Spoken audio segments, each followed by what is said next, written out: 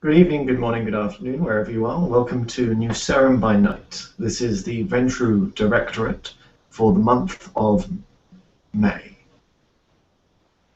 John Stanhope sits on the head of the table in the boardroom of Ventrue Tower, awaiting his clanmates.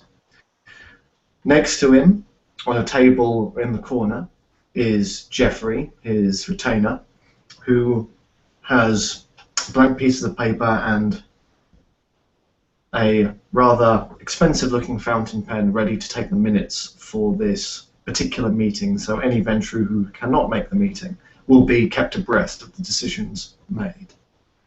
And we begin our scene.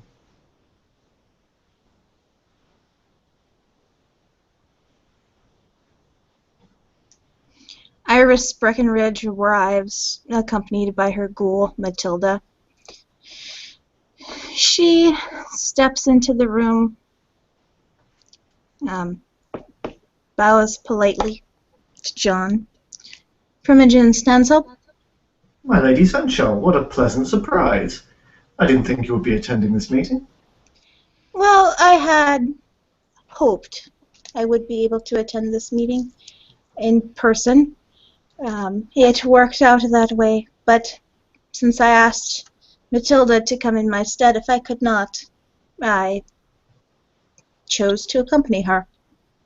Matilda paid back to the Primogen as well. Ah, Miss Weir, good to see you. It is curious the Central wishes to sit in on a clan meeting. I have business to bring before the clan. Is that not how things are done? Ah, of course, you are more than welcome, Lady Iris, to attend this meeting. I did not want to tarnish your reputation with favoritism or rumors of suspicion against our clan. Oh, dear Primogen Stansel, there's no need to worry about my reputation, though I do appreciate the courtesy. Well, you are more than welcome, my lady. There are a few announcements within this meeting that you do need to hear. I was going to make the clan aware first, but two birds. Please, take your seat. Iris takes a seat to the left of John at the table.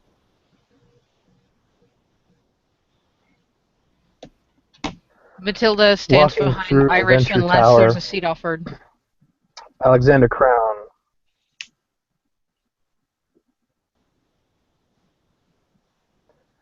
Alexander Crown walks into the boardroom, sees the Ventrue in attendance, bows slightly to Stanhope and to Miss Breckenridge, and walks in quietly and sits down.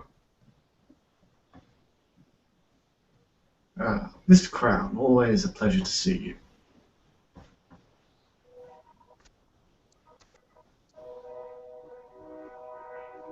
Crown will nod. I have received word from Mr. Aiden that he is currently engaged in a task I requested of him, and so therefore he will be reading the minutes. Has anyone seen Mr. Archon, our Harvey? The last I saw him, I believe, was shortly after Rub died. I believe when we made that announcement to the clan. But that does not mean he has not been seen since. I will have to make arrangements to see our Harpy. He seems to be avoiding me. I can't imagine why. He is rather young. Perhaps he is a little bit intimidated by you. Perhaps. So, it is a less of a turnout than I was expecting, but the minutes will be taken by Geoffrey and then handed to our secure contacts, to our missing clan members, and then obviously destroyed. So, down to business. It is customary within directorates that those of the lowest standing bring forth any business first. Miss Weir.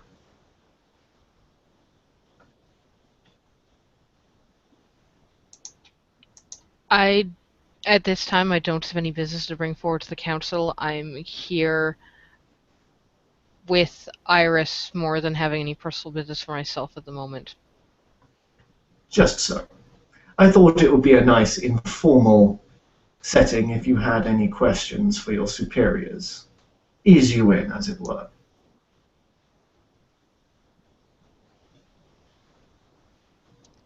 Not at the moment. Mr. Crown. I do have a slight issue that I would like to bring up to the clan. It is more personal than business, so I'm not quite sure if you'd like it now or if business should finish first. No, please speak. Crown stiffens a bit. I have been in this city for a very long time. I have survived Prince Wolf, Prince Orchid, Prince Aronson, and I have noticed a unpleasant decay of our clan. And at the time when I came to the city, I was put in charge of security, mostly for Mr. Williams. But I feel that my talents and my place among this clan has gone somewhat overlooked. This is not a fault of anyone that I can.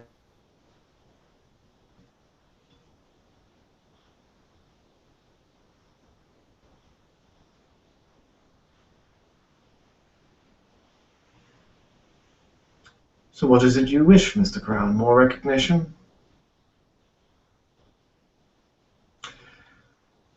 Duly noted, Mr. Crown, but that issue will be brought up. Do not despair. You are not the only one in this clan that has noticed our fall, and actions will be made to correct this vile mistake.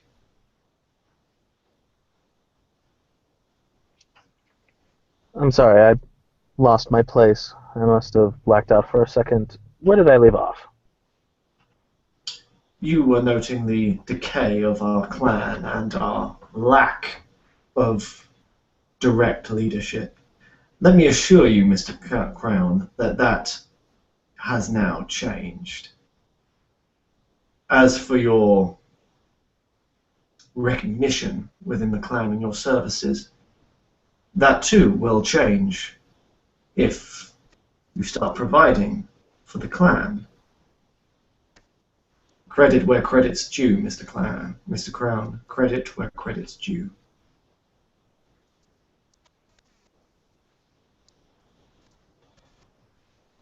Indeed. And as I said, I do not put blame on any individual person. Clans are made up of individuals who work together as a whole. I have recently dealt with some issues within my own holdings and information that should have gotten to me. And I feel that certain things must change. Just so. This is a time of great change, for our clan must change with these times. The new prince, Prince Eudocia, heralds a new era for us, and we will make sure that we stand, as the Ventrue should, as the pinnacle of kindred. Lady Iris. I believe you have something to announce to the clan.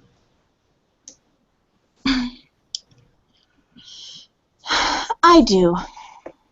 Following the meeting of the Primogen Council and the appointment of Lysander Eudocia to the seat of Prince, he offered me the position of Seneschal, should I wish to continue in my role, and I have accepted that offer.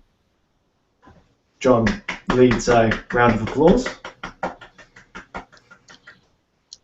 I also have 2 pieces of business to bring before the clan. The first is a proposal for the Opera House, formerly owned by my husband, Cesare Borgia. The proposal will see it renovated from its current state as a restored opera house to a gallery of community arts. We have the theater, of course. I am looking to have live performances by local artists. I also intend to use the lobby and perhaps the upstairs meeting room for private showings of art to buyers or collectors. With respect, Lady Sancho, a marvellous idea this is, but a little too soon. I will relate the information pertinent to this particular issue in a moment. I do not see why it cannot continue, and the clan will support any endeavours you wish to make into the arts. The Opera House, however, might not be the best suited. Of course. Your other issue? The other proposal for the clan is a proposal to start a new business. The Tremere Regent and I have a similar fondness for flora and fauna. And as such, we chatted over gardening techniques, and it was proposed that we could increase our financial means substantially by opening a specialty shop within the city, dealing more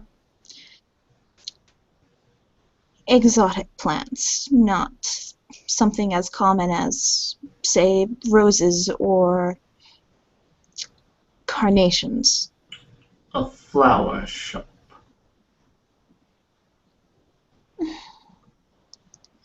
A florist, a specialty garden center. You can call it what you like. The idea is to cater to the elite market in the city, to include many rare species of tropical plants. A very unique proposal. I am interested to see its profit margins, Lady Sancho. John says rather stiffly. Well, I do not have anything more than an overlay or an outline of what has already been discussed, as the Regent is a busy man and we have not yet had the time to sit down and hammer out the finer points of the business. But I believe a suitable location can be found, and I believe that we will be able to turn quite a profit. Thank you very much, Lady Sancho, for bringing these very pertinent issues towards a clan meeting. I am sure everyone assembled is very gracious at your input. I simply wish to keep the clan informed of my business dealings. After all, the fact that I am seneschal does not mean that I can ignore protocol, does it? Some may argue otherwise. Well, I do not think so. And I think it is a show of good faith that, as elevated as my station may be in this city at the moment, I still know where I belong. And Clan Ventrue never forgets its own. Now, it disheartened me to bring such bad news towards our clan to begin with, but this is very pertinent towards many of the issues brought forward here. I have been given the task to read out Reb Aronson's will.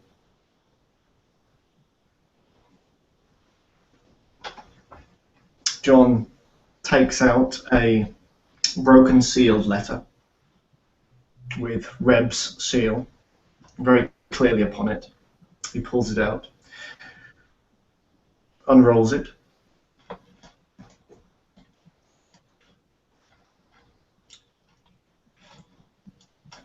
if I get the right sheet. It's the known last will and testament of Reb Aronson Orchid. Titles.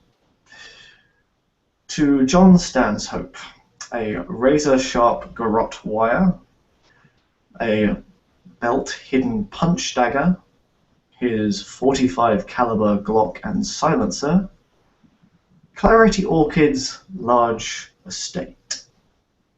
He looks up at Iris at the point. Really? Schoen's Sausage Company, part of a real estate which will be shared with Ariadne. Although she will not own the company, as part can be accessed separately to the rest, and the Odyssey Casino. To Ariadne, his rifle and car, Cesare Borgia's Opera House, a car and driver on demand, plus $10,000 US. Her choice of any and all of his training weapons and equipment, a small L-shaped room on the site of Schoen's Sausage Company that is part of the real estate but can be accessed separately to the rest. To my sister, Lady Iris Breckenridge. A few smaller companies with no real assets that are set up as quick takeover companies or to take the fall, etc. A portion of Reb's resources that have not been used in setting up this transfer. To the Ventrue clan under the held responsibility of its primogen. Reb's long-standing credit checking and financial services company. First Founding Security. Metal Storm Arms manufacturer. The mansion and staff ghouls, once owned by Lotharius von Hunsbrook. My remaining herd, I'm reading this, a herd of at least 7 Clarity Orchid stuff. Sorry, I'm reading the wrong line. The hotels chain, the main airport, Wolf Island, Dragonstone Security, and various other assets. Oh, that is quite a surprise. And just as an OOC note, although in previous scenes John was very eager to change the will, he has not found the time nor the resources to, so it is pretty much read as written.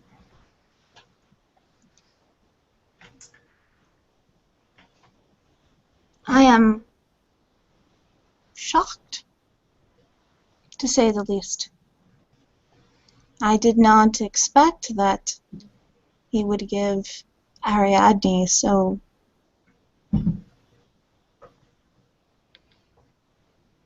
little in comparison.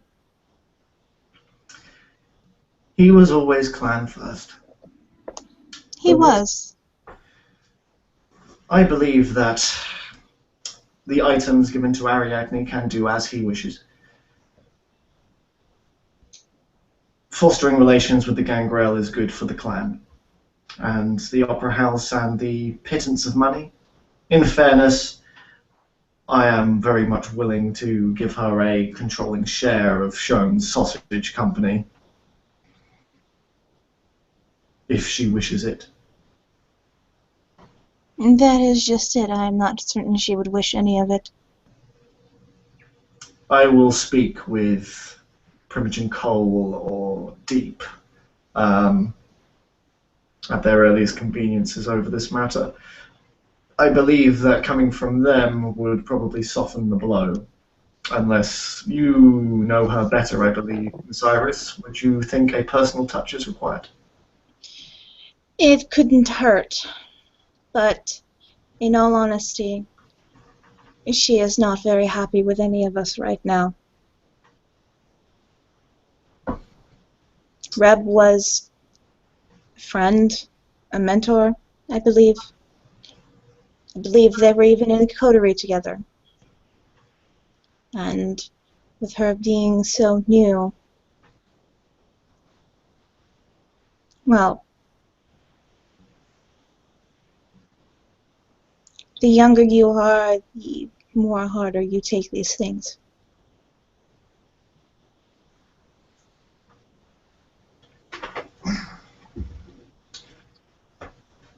Yeah. Age has never been one to determine whether or not someone will handle death. Death at any age is hard. No, I don't disagree with you, Mr. Crown. The deaths of our clanmates over the past year or so I have been in the city have affected me. But I have seen death, and I know that I can go on afterwards. I believe Miss Quinn is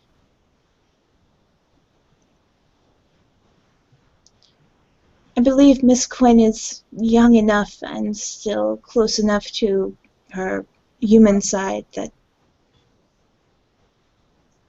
she feels she is cursed, doomed to watch on agelessly as everyone she ever knew or loved dies. It is a failing of the Gangrel that they allow their fledglings free rein so early. Let us all be thankful that we are Ventrue, and we are given the time to adjust to our lives during our study and preparation for this new life. Perhaps. It is a failing of the Bruja that Reb was taken from us, and it is a failing of the Camarilla to properly vet such a man with known ties to the Sabbat before entering, or allowing him entry into our city and allowing him to integrate among us. That, with all due respect, Lady Iris, is not the Camarilla's fault. It is the fault of his Primogen to allow him to be presented to the court, and the court's fault for accepting him within the city. It is a chain of failures, John. Quite. I'm sure we all know the seriousness of this situation. But more pressing business, and not of the past, of the future. To reiterate Mr. Crown's point, the Ventrue have decayed. We are not where we should be. The clans think that our back is broken, that we are weak. We are not.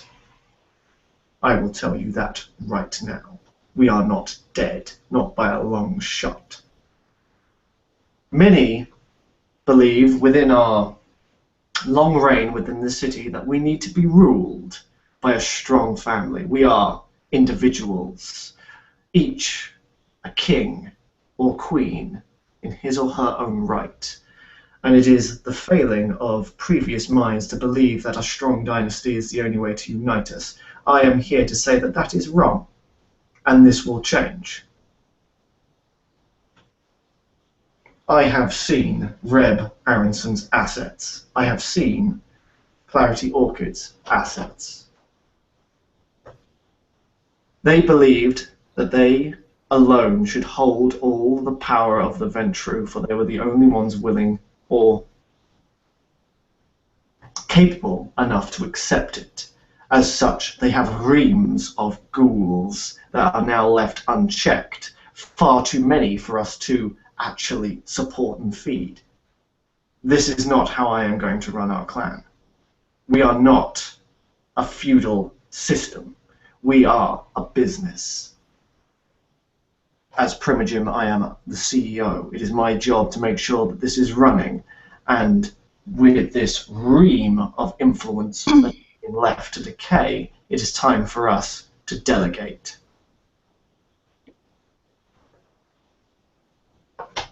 Mr. Crown.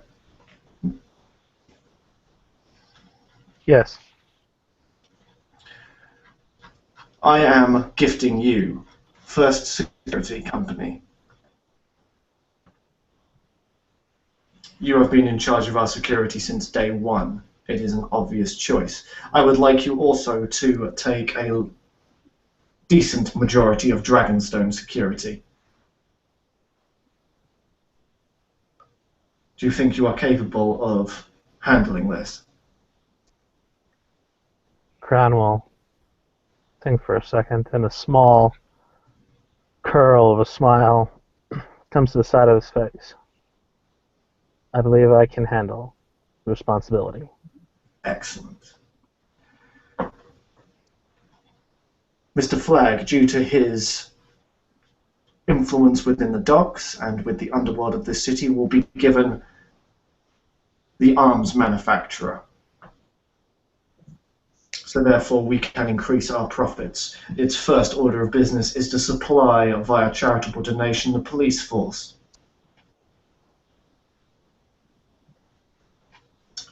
Second, Mr. Aiden, who has an obvious interest in the media, will be given a purview of Channel 5. If I may interject, my Primogen, Channel 5 has not been under our purview for quite some time. I looked into Kennedy's assets not long ago. He misled us. He was not the outright owner of the station. However, it appears the station owner was a ghoul of his. I see. In that case, I will have to make sure that with the strength of the clan, that Aiden positioned himself or his agents within that position. The media. Apologies, Lady Iris, do continue. Having said that, he did own a substantial amount of stock in the station, financial resources, things like that. Those all were passed on to Lady Orchid upon his death, and I believe passed on to me after her death.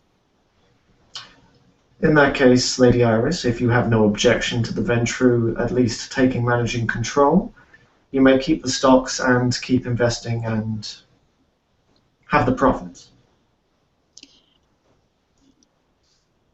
We'll be in trust for the city. I have no objection to that. However, my attempts to get in contact with the station manager have been met with naught but promises to relay messages to the station manager when he returns.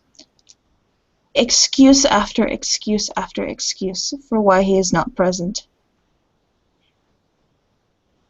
Wow. I can only assume he has gone rogue, or simply vanished. Thank you for the information, Lady Iris. It will prove most useful. A ghoul can be replaced, but the city needs kindred in control of the media, and who better suited than the Ventrue to make sure that it's controlled well. Indeed. To that end, I have purchased a small internet startup company. It is similar to a newspaper, but on the internet. They have freelance reporters writing pieces for them. I thought we could lump them in either with Torchwood's media branch or with Channel 5 itself, and expand our influence into the computer era. Excellent suggestion, Lady Iris. You have the clan's full support in this, and any help we may provide, we shall do so. The kindred have allowed the Kine influence to decay. When the Sabbat running around and a new prince, we need to make sure that everything, the masquerade, most important, is maintained. I would like to also give our resident harpy, Mr. Archon, but whoever within our clan holds that title, the Black Orchid. The Black Orchid is a symbol of the Ventrue. It needs to be open. It needs to be hosting galas and Elysiums and Kindred to prove to the other clans we are still strong. It has been closed for far too long, and we are losing face because of it. I cannot agree more with you, Primogen Stansoap, but it has come to my attention that the location of the Black Orchid was compromised. The Sabbat are aware of its presence. In good conscience, I cannot have it open for Kine to come in, for members of the kindred community in the city to come in, only to be ambushed by a Sabbat member in hiding, or to be tailed back to their havens and attacked later. Are you saying that you do not trust your clanmate's crown in dealing with our security? Do you think that the Ventrue should hide from the Sabbat? That we should go with our tails in between our legs just because they know where we are? Absolutely not. I do not have the resources to provide ample and effective security for the Black Orchid on my own. And now that Mr. Crown is with us, he can do so. Well, luckily the Black Orchid is no longer your concern, Lady Iris. I have no issue turning it over to the clan, to the Harpy or whomever will take control of it. However, there is one stipulation. The chandelier has been removed. That is acceptable. Currently it is in the Orchid Estate, but I would prefer to move it back to my personal haven until a proper place of honor can be found for it. One that honors not only the legacy of the Ventrue in the city, but the legacy of all kindred who have died in service to the Camarilla. I have no objection with this, Lady Iris. If I may interject, my Sir. Imogen. In regards to also the casino, I have a soft spot when it comes to the casino. And I would also like to see it reopened with, of course, increased security that I will in place myself through these new security firms that have been generously gifted to myself. And if Lady Iris has time, I would also like to meet with her later on this week to, of course, talk about increased security at the Orchid. The overall security of the clan should be unified. One security, one place. Just so. The casino, if you recall, is only a small part of the theatre district, although the cellars and the casino are in Ventrue control. The theatre itself remains under the domain of Jake O'Connell. It is Malkavian territory. Therefore, his decision to promote the casino is something that myself and him will discuss. Do we have a good working relationship with the madman, or just Jake? It's one and the same, is it not? Normally I would say yes, but given that they are Malkavians, well, I am not certain they are quite as unified as the other clans would be. Any inroads into alliances with Clan Malkavian are certainly welcome. After the reign of Michael Wraith, I do not think I would recognize any apart from Mr. O'Connell. I cannot say I disagree with you there. Mr. Wraith was a troublesome man. Indeed. A very troublesome man who I disposed of and was not rewarded. You disposed of Mr. Wraith? I brought him towards Our Lady Orchid to be executed by our dear Reb Aronson.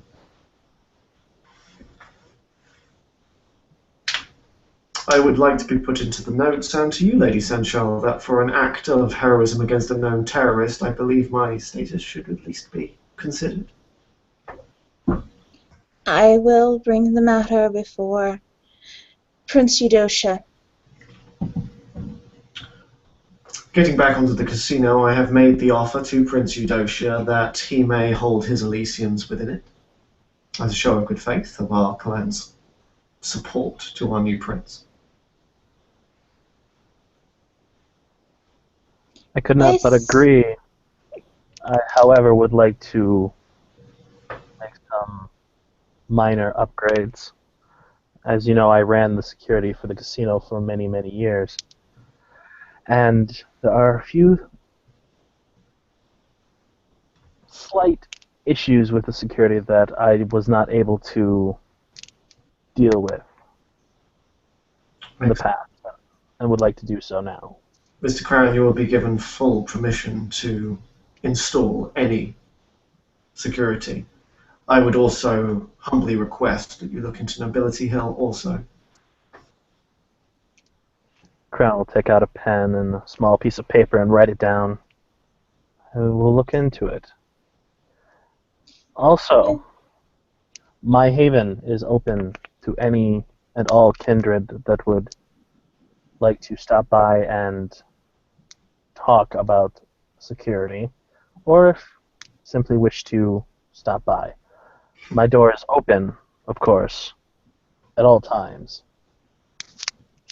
If you would like that put out as an announcement at the Elysium, Mr. Crown, I will see that it gets in, since we currently have no official Keeper of Elysium or Master of Harpies. Thank you, Lady Seneschal. Primogen Stanhope. Yes. I suppose it would be too much to hope that by offering the casino to Prince Eudosha, you would be acting as keeper for the night? If that is what is wished of me, I shall certainly fill the role. I cannot speak for Prince Eudosha in this matter. I do not know his personal wishes. But I will suggest you to him if you do not object to it. You, in your tenure as Keeper of Elysium, were a face of the power, strength, and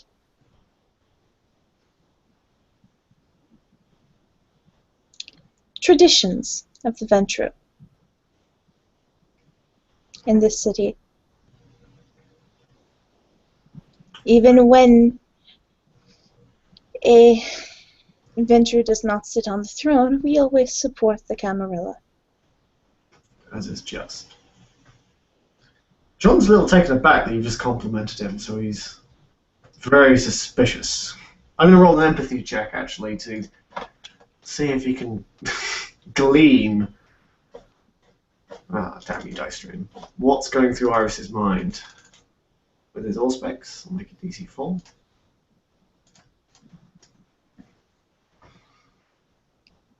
The compliment seems sincere enough, but you get the feeling that there's something more coming afterwards. I see. As I suspected.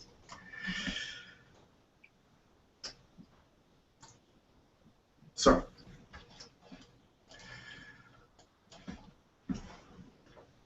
That leaves the issue we have with the amount of ghouls owned by the Ventrue and do not have current domitors.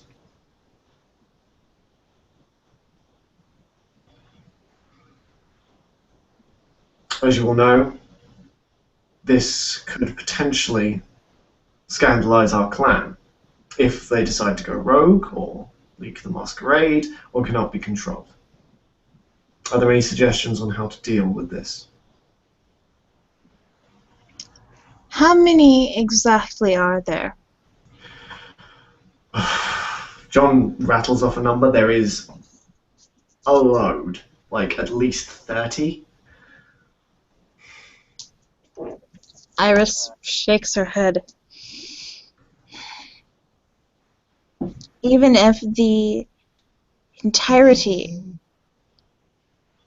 of the Orchids and the casino's staff were those ghouls, it would be impossible to control them, let alone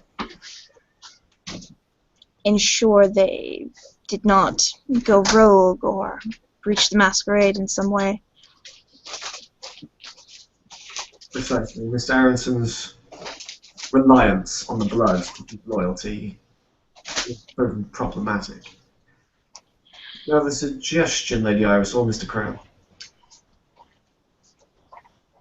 Crown's eye will perk slightly.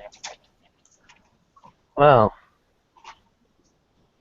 when a fire grows too large, one must simply extinguish. Because obviously we cannot control such a large amount of ghouls. So, my suggestion, my Primogen, would be to sort through those of high standing or those with skills that cannot be replaced, and find suitable places for those select elite few, and then simply remove the rest from the equation. If I may add to that suggestion, Mr. Crown, Please, Lady Iris. perhaps this is a time for each of us to take a look at our current staff, their skill sets, their backgrounds, as we are going through and evaluating these extraneous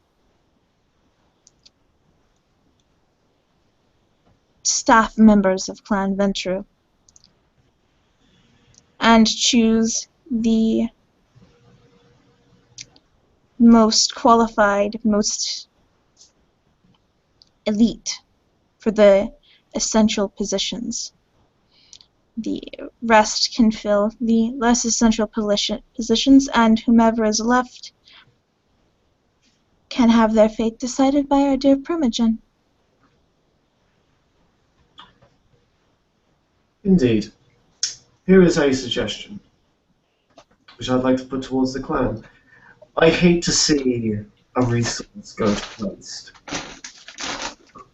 There are two ways in which we can deal with these erroneous ghouls, those do not prove our testing ground and worthy of carrying on. We can either, and John smiles a little at this, liquidate our assets, or we have control of Wolf Island. Our late Prince, Wolf, was rather fond of spectacle. Why not turn a profit on something we have to do anyway?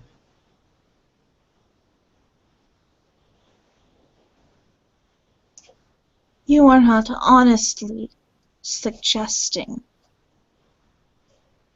that we attempt to locate Spider, have the ghouls fight her. Oh, good lord, no. We have them fight each other. The strongest survive. Therefore, we wheedle out which ghouls are chaff and which can actually fight the Sabbat. There is that. However, I would like to mention there is a good probability that Spider is still on or near that island.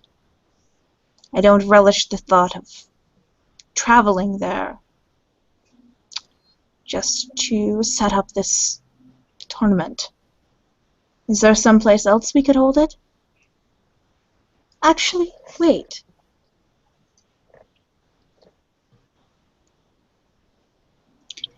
I may have a contact who can help us. Speak on. He is Gangrel. He makes an old dojo in Chinatown his home. While that is the domain of our prince, personal domain of our prince, I doubt he would take issue with an invite-only event for Kindred to watch, to learn, as we exemplify the superiority of the Ventrue staff in a demonstration of the fighting abilities they have learned. Who is this contact? His name escapes me at the moment. I believe he is known as Phoenix. Recognized in the city? As far as I'm aware, yes. Perhaps. The Nosferatu still own the cellar bar, which has a fully functional fighting arena, designed by Mr. Morgan. If it came to business partnerships, I would prefer to curry the Nosferatu favour than the Gangrels. At least when it comes to this. I think Primogen Cole and Mr. Deep would object. perhaps they would, but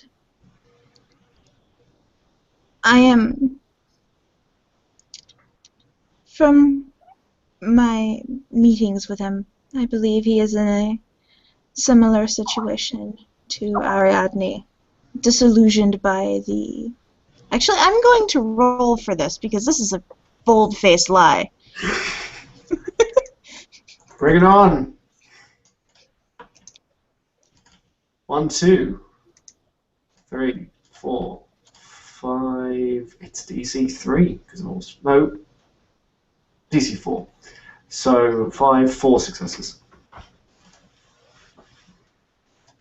Come on, Daystream, do your thing, please.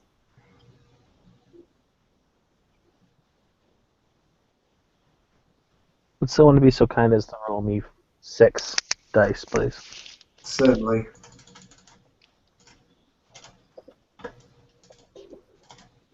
Do you have a specialty? No. And then that's 2 successes. All right.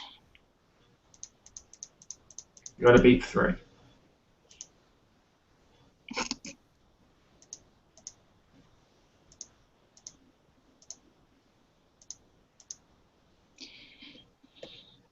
I cannot. Only 2. So what was the line?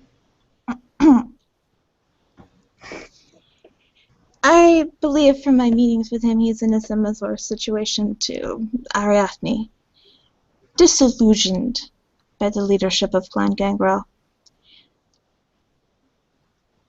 looking to make better allies in the city.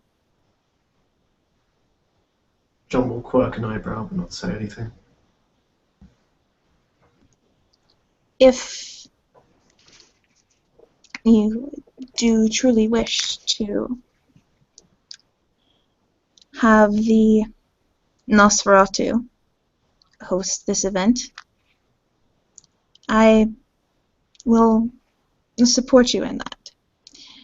But I would like to use one of the suites in the hotel chain, at least for tonight. It seems he is in need of a place to stay where the ghosts of his past cannot haunt him. That is your prerogative, Lady Sunshine. The Ventrue will happily accept someone with your sponsorship as a guest. And your assurance, of course, of his good intentions. I can assure you, he means neither myself nor Clan Ventrue no harm. We shall perhaps think on this matter a little more and see the viability of such a thing. I will speak with your Gangrel associate and the Nosferatu. If not, then using our various influence, we will charge the mortals with fake crimes and have them sent to the prison. There they can disappear. It shouldn't be too hard to conjure up some money laundering charges. Precisely.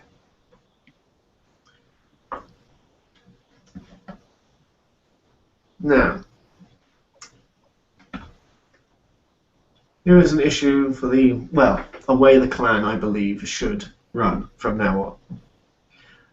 I have given away large quantities of influence to every clan member, and I will give even more to any clan member that decides to enter our city and can go through our vigorous process to secure their loyalty.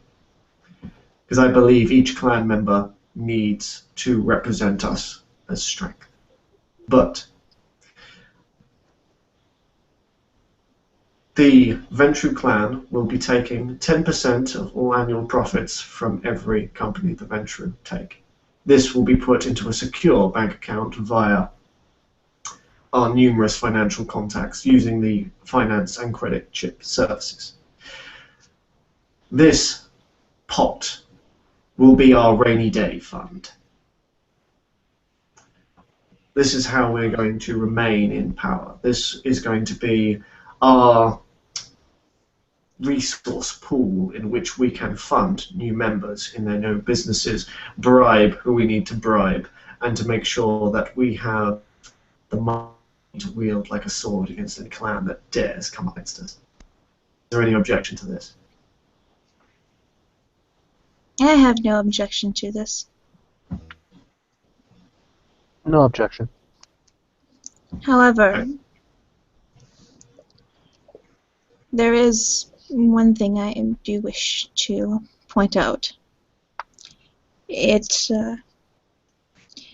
may be best to offer new arrivals into our city a period of leniency so their businesses can become profitable before we start taking 10% of their annual profits. Perhaps. It'll be a case-by-case basis. Otherwise, I fear we may have businesses collapsing underneath them. And I would... You fail to understand, Lady Iris. Starting businesses by Clan Ventrue will not collapse because we'll be making sure they don't collapse. This money pot is representative of every clan, making sure that every clan member is successful and then can contribute. Oh, I am certain. We will do that. I am speaking in the worst case scenario. I would not wish to tarnish our reputation any further by having a series of young ones who did not know what they were doing get into financial trouble and end up having their business collapse around them because they had no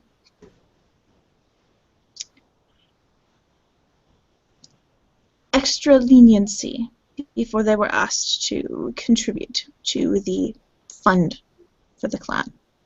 This is where Dignas comes in so important, Lady Iris. It is the moral obligation and duty of our clan to help our young'uns. And if, even with the outstretched hand of their elders, still collapse, well, it shows a failing in their moral character and shows that they are no longer truly Ventrue. I couldn't agree more with you, Mr. Stansope. Perhaps it would also be advisable to have those who run the most financially successful businesses pay back a portion of what they were given so that that money can be diverted to other new arrivals who come in and set their businesses. Perhaps I will take that under advisement. I do not wish to hobble the more successful of us or the resentment of our more talented clan members. We will see how it goes.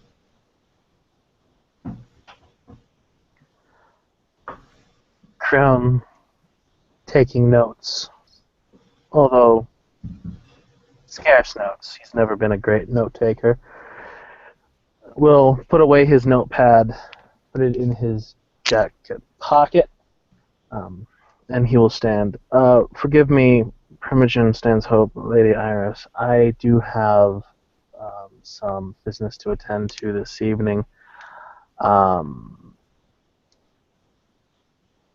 Stanshope, I would ask that you stop by sometime this week so that we can iron out a few more details about this merger of securities businesses so that we can expedient the transition. An excellent suggestion. Also, Lady Iris, I would ask that you would also stop by so that you and I can... So you can familiarize myself with the Orchid. I am not as familiar with it as I am the casino. If I am to be head of security for the Orchid, then I would like to get a better lay of the land. Of course, I will have my security team make sure the building is clear and give you a tour of the facility. Excellent. I am certain I can also dig up some schematics, but I believe I may have to dig through the files in-house for that.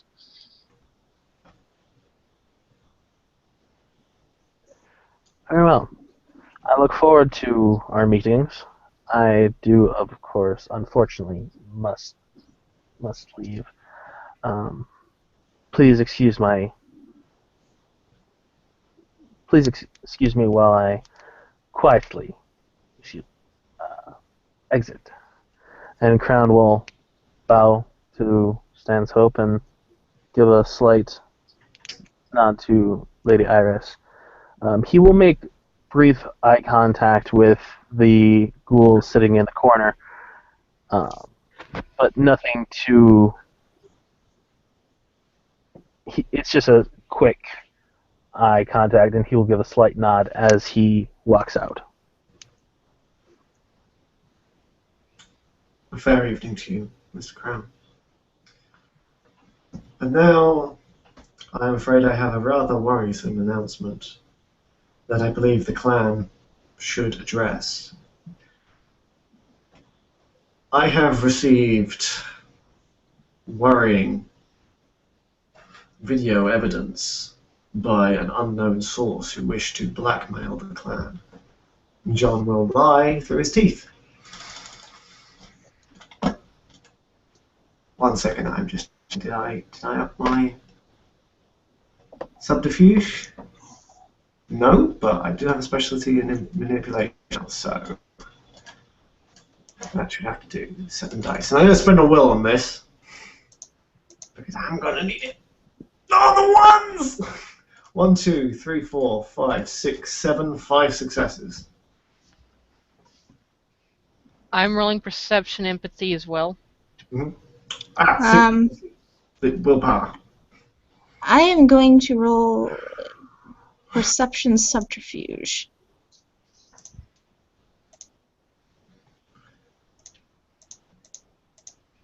2, 3, 4, 5. Okay. Nothing. I love Nothing. such a good liar. This information could lead the Ventrue to another humiliation if given into the hands of the Harpies.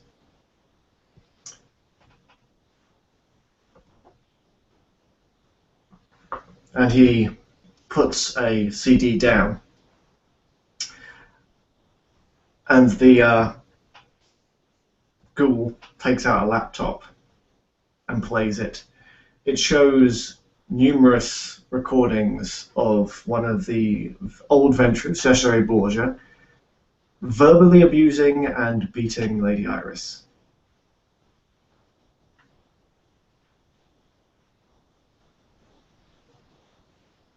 Oh, Heather, why did you have to go now? Oh, you're still there, good. Sorry. Are you going to need to roll a frenzy check? I will roll self-control here. Mm-hmm.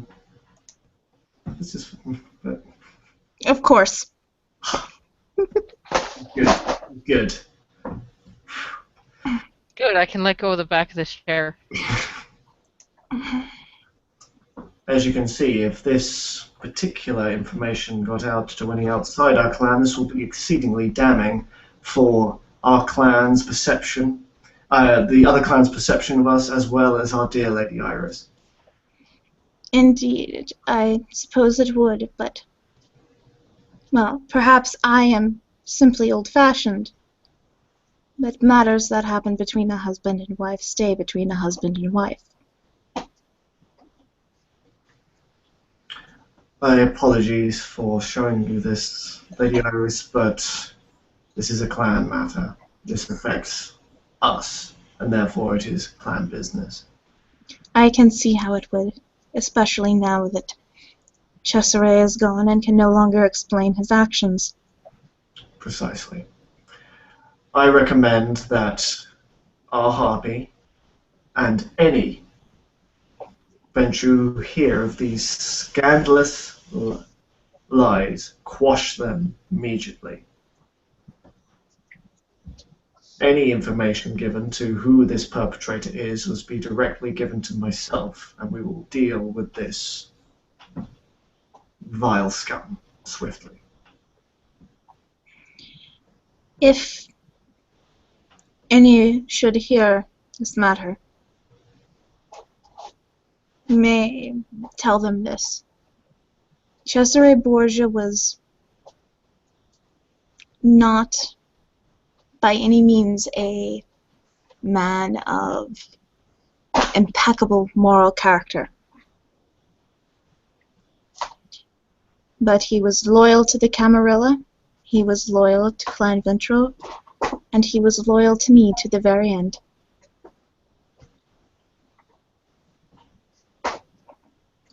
Just so. Is there any other further business? There is one thing. I would like to begin formally training Ms. Ware here. I believe she will be an asset to the clan. John turns his attention to Miss Ware, this time fully. There's no pretense of being genteel sommelier anymore. He is just inspecting her like a piece of like cattle, and he will use his perception empathy to literally just read her.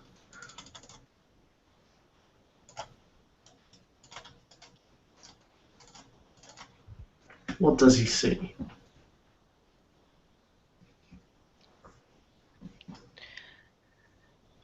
Someone who is nervous and apprehensive, but standing her ground under her gaze, mouth twisting more in disgust than fear.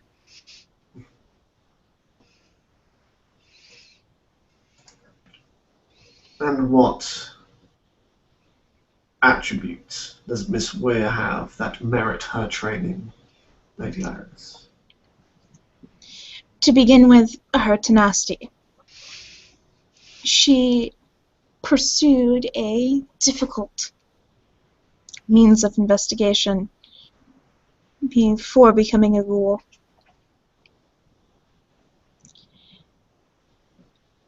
It wound up putting her family at risk to continue with that line of investigation, and she wisely dropped it.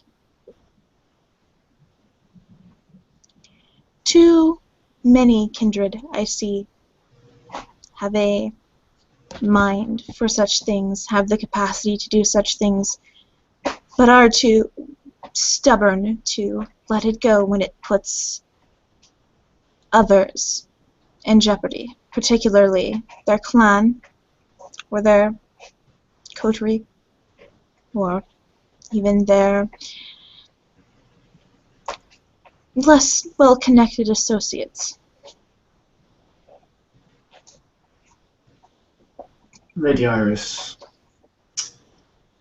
you are a respected member of this sect, and have hold a very high position. Your bloodline is impeccable. Your dignas could be higher, but you are well respected. If you believe that Miss Ware is worthy of your time and attention, that is your prerogative. However, and John rises slowly a little, he needs his cane, and looks Miss Ware in the eye. But understand, Miss Ware, this is not an easy decision. If you are accepted into the clan of kings, the Blue Bloods as we are aptly nicknamed. We do not accept failure. We do not respect ignorance. You will excel in everything you put forward, and you will do so. You will accept orders without complaint, and you will be a pinnacle, a prodigy of the clan, for any less is not accepted with us. If you do not feel you have the resolve, I recommend you take your own life now, instead of drawing it out. I hope you prove me wrong.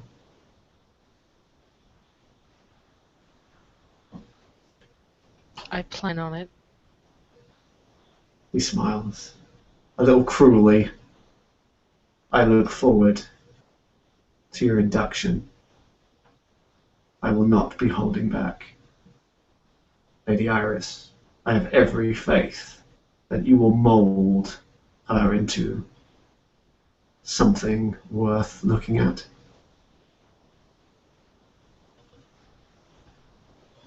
Of course. Then I call this meeting adjourned. Do not let me detain you, Lady Iris. Iris rises from her seat, motions for Matilda to follow her. Do have a good remainder of your night, Imogen Stansope. I look forward to seeing you. I hope we are able to meet before the next meeting. The change in John's demeanour is very sudden. It's almost painful to see. He smiles exceedingly sweetly. Once again, the slightly foppish Solimidier. Of course, Lady Iris. Nothing would give me more pleasure than to play host to a most distinguished member. I hope to have many more meetings so we can craft this city into something that will make the Camarilla peerage envious of our dear Mr. Eudocia. And if you need anything from me, you have only but to ask. Should I have need of your services, you will be my first call. A fairy of India. Iris will leave the room. Matilda will give a final bow and respect, failing to hide the challenge in her eyes, and follows Lady Iris without saying a word. Seeing the defiance in Miss Weir, John smiles, quite genuinely. He was worried that she did not have the spark of ambition, but now he's not so sure. He'll be watching Lady Weir very closely. NC.